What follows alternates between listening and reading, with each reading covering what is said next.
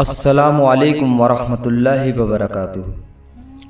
خواتین و حضرات، خوش آمدید آپ کا ہمارے چینل شریعہ انفو پر۔ ناظرین کرام، فرعون کے بارے میں قرآن کریم کا ارشاد ہے، اس لیے آج ہم تیرے صرف جسم کو بچائیں گے تاکہ تو اپنے بعد کے لوگوں کے لیے عبرت کا نشان بن جائے، کیونکہ بہت سے لوگ ہماری نشانیوں سے غافل بنے ہوئے ہیں۔ فرعون کون تھا اور کہاں تھا؟ فرعون جو کہ موسیٰ علیہ السلام کے زمانے میں تھا، اس کا نام رمسیس ثانی تھا۔ یہ مصر کا بادشاہ تھا اور اپنی قوم کو یہ کہتا تھا کہ مجھے بڑا خدا کہو۔ اس نے خدائی کا دعویٰ کیا تھا۔ اس کا زمانہ حضرت عیسیٰ علیہ السلام سے تقریباً 1279 سال پہلے تھا۔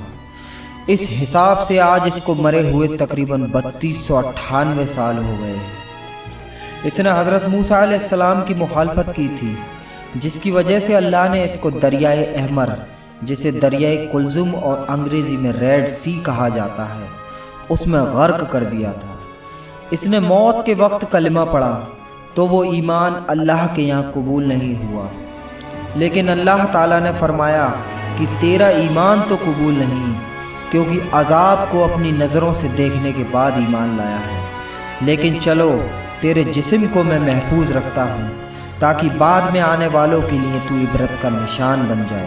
قرآن چونکہ اللہ کی کتاب ہے، اس لیے اس نے جو وعدہ کیا وہ آج تک پورا کیا کہ اس فرعون کا جسم آج تک محفوظ ہے اور لوگوں کے لیے عبرت کا نشان ہے۔ اس لاش کو دیکھنے سے معلوم ہوتا ہے کہ اس پر ابھی بھی بال محفوظ ہیں اور گوشت، ہڈی اور چمڑی بھی محفوظ ہے۔ اللہ نے جو وعدہ کیا تھا کہ تیرے جسم کو محفوظ رکھوں گا، اللہ نے آج تک اس کو پورا کیا۔ دریائے نیل کے قریب تبسا کا مقام ہے، وہاں ایک وادی ہے جسے ویلی آف دا کنگ کہتے ہیں، جس میں بادشاہوں کی قبریں ہیں۔ محترم وکٹر لوریٹ جو کہ ایک آرکیولوجسٹ ہیں، ان بادشاہوں کی قبروں سے فرعون کی لاش 1898 عیسوی میں نکال کر لائے تھے اور اس کو قاہرہ کے عجائب خانے میں لوگوں کو دیکھنے کے لیے رکھی ہے تاکہ لوگوں کے لیے عبرت کی نشانی بن جائے۔ سائنسی تحقیقات۔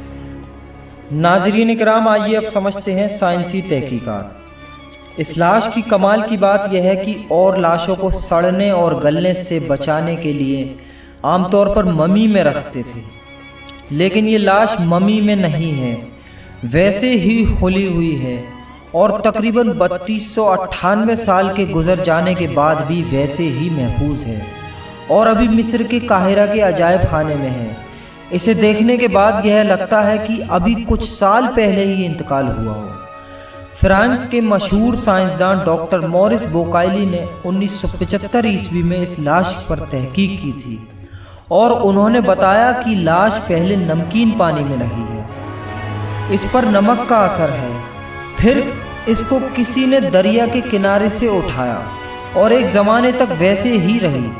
آج کل کے سائنسدانوں نے جب یہ تحقیق کی اور یہ دیکھا کہ اس لاش کے اوپر نمک کے ذرات ہیں اور ایسا معلوم ہوتا ہے کہ یہ سمندر میں ڈوب کر مرا ہے، تو سائنسداں حیران ہو گئے۔ اور اس سے زیادہ حیرانگی کی بات اس پر ہے کہ یہ لاش آج تک محفوظ ہے اور زمانے حال سے یہ لگتا ہے کہ اللہ کا کلام بالکل سچ ہے کہ انہوں نے کہا تھا کہ آج ہم تیرے جسم کو محفوظ رکھیں گے تاکہ بعد میں آنے والوں کے لیے تو نشان عبرت بن جائے۔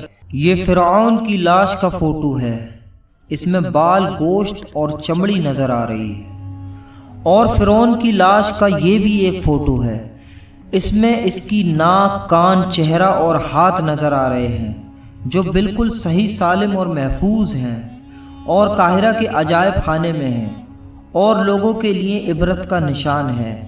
اور قرآن نے جو یہ کہا تھا کہ میں تیرے جسم کو محفوظ رکھوں گا، وہ معجزہ آج بھی ثابت ہے۔ تو دوستو، یہ وہی فرعون ہے جس نے خود کو خدا کہا تھا اور آج اس کی لاش دنیا کے سامنے پڑی ہے، بغیر سڑن کے، ہزاروں سالوں سے، بس اس لیے کہ انسان سبق لے سکے۔ اللہ تعالیٰ نے قرآن میں فرمایا تھا کہ ہم اس کی لاش کو نشانی بنا دیں گے، اور آج وہ نشانی ہمارے سامنے ہے۔ یہ کوئی کہانی نہیں بلکہ حقیقت ہے ایک ایسا معجزہ جو یہ ثابت کرتا ہے کہ اللہ کی بات کبھی جھوٹی نہیں ہوتی۔ اور اگر اب بھی ہماری آنکھیں نہ کھلیں تو اور کیا ثبوت چاہیے کہ حق وہی ہے جو اللہ نے فرمایا ہے۔ آئیے ہم سب مل کر دعا کریں، اے اللہ ہمیں ایمان کی روشنی عطا فرما، گھمنڈ، تکبر اور گمراہی سے بچا، اور ہمیں اپنے حبیب صلی اللہ علیہ وسلم کے راستے پر چلنے کی توفیق عطا فرما۔